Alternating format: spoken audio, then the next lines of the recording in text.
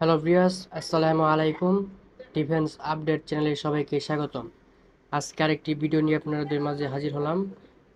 আজকের টপিক হচ্ছে বাংলাদেশ সেনাবাহিনী সৈনিক পদে যে অ্যাপ্লাই করেছেন ওরা মাঠে কী কী কাগজপত্র নিয়ে যেতে হবে সে বিষয়ে আজকে আলোচনা করব। তো কাগজপত্র একটা ইম্পর্টেন্ট বিষয়। আপনাদের শরীর যদি মেডিকেল পারফেক্ট থাকে, একটি কাগজপত্র যদি না নিয়ে যান, একটি কাগজপত্র যদি কম থাকে তাহলে চাকরি না হওয়ার সম্ভাবনা বেশি থাকে।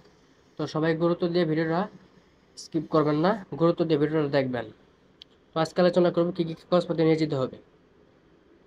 দেখেন 3 নম্বর পয়েন্ট সার্কুলারের ভিতর দেওয়া আছে, ভর্তির সময় নিম্নে বর্ণিত সনদপত্র, ছবি, লেখার সামগ্রী অবশ্যই সঙ্গে আনতে হবে। তো আমি ক থেকে ট পর্যন্ত সব একবারে সব বিস্তারিত বুঝিয়ে দিব আপনাদের। ক নম্বরটা দেখেন, শিক্ষাগত যোগ্যতা মূল সনদপত্র, মার্কশিট ফটোকপি হলে সত্যায়িত হতে হবে, তবে পরবর্তীতে মূল সনদপত্র উপস্থাপন করতে হবে। জিনিসটা আপনাদের ক্লিয়ার বুঝিয়ে দিই। শিক্ষাগত যোগ্যতার সনদপত্র মানে সার্টিফিকেট বোঝানো হয়েছে, আর হচ্ছে মার্কশিট। যদি মার্কশিট নিয়ে যান তাহলে অবশ্যই প্রথম গ্রেডের কাছ থেকে সত্যায়িত করে নিতে হবে। ক নম্বরটা ক্লিয়ার। এখন খ নম্বরটা, সংশ্লিষ্ট শিক্ষা প্রতিষ্ঠানের প্রধান কর্তৃত্ব দেওয়া স্থায়ী ঠিকানা, জন্ম তারিখ সম্মিলিত মূল প্রশংসাপত্র এবং এসএসসি পরীক্ষার প্রবেশপত্র নিয়ে যেতে হবে। খ নম্বরটা বোঝানো হচ্ছে যে আপনি যে উচ্চ মাধ্যমিক পরীক্ষা দিয়েছেন ওটার একটা প্রশংসাপত্র তুলতে হবে স্কুল থেকে, হেডস্যারের সত্যায়িত লাগবে। আর ছোট ঘ নম্বর হচ্ছে টেকনিক্যাল ট্রেড পার্টিদের ক্ষেত্রে সংশ্লিষ্ট টেকনিক্যাল ট্রেড কোর্সের যোগ্যতা অর্জনের সপক্ষে সনদপত্রের মূল কপি, অর্থাৎ ড্রাইভার ট্রেডের ক্ষেত্রে লাইসেন্স থাকলে এর কপি সহ, মানে ব্রেকেট দিয়ে বোঝানো হয়েছে যাদের ড্রাইভার পদে যারা অ্যাপ্লাই করবো তাদের তাদের জন্য আর কি এটা গ্রহণযোগ্য। আর যারা এমনিতে টেকনিক্যাল ট্রেডে অ্যাপ্লাই করবো তাদের এটা গ্রহণযোগ্য না, এটা আমাদের কোনো দরকার নেই। 4 নম্বরটা হচ্ছে অভিভাবক সমিতি সূচক সনদপত্র সংশ্লিষ্ট চেয়ারম্যান কর্তৃক সত্যায়িত হতে হবে। অভিভাবক সম্মতি সূচকপত্র, এটা দ্বারা বোঝানো হচ্ছে অভিভাবক, আপনি কম্পিউটার থেকে যে একটা কাগজ পাবেন ওটা আপনার পিতামাতার সাইন নিতে হবে এবং চেয়ারম্যানের কাছ থেকে সত্যায়িত করে নিতে হবে।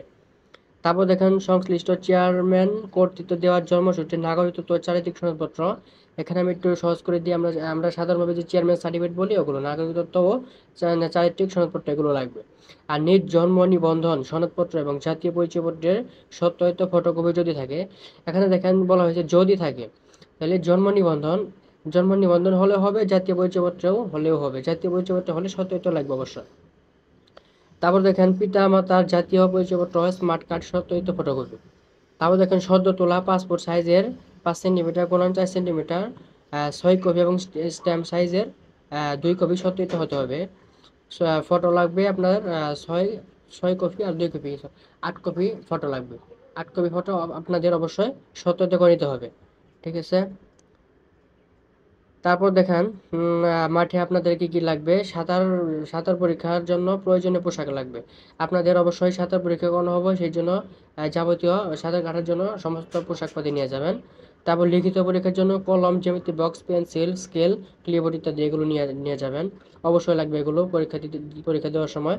তারপর উপজাতির ক্ষেত্রে উপজাতি প্রমাণস্বরূপ তাদের রাজা প্রজাতি প্রধান, সিটি কর্পোরেশন, ইউপি চেয়ারম্যানের সদস্যপত্র, যেমন আমাদের চেয়ারম্যান সার্টিফিকেট, এরকম ওদের যারা উপজাতি আছে তাদের চেয়ারম্যান সার্টিফিকেট লাগবে।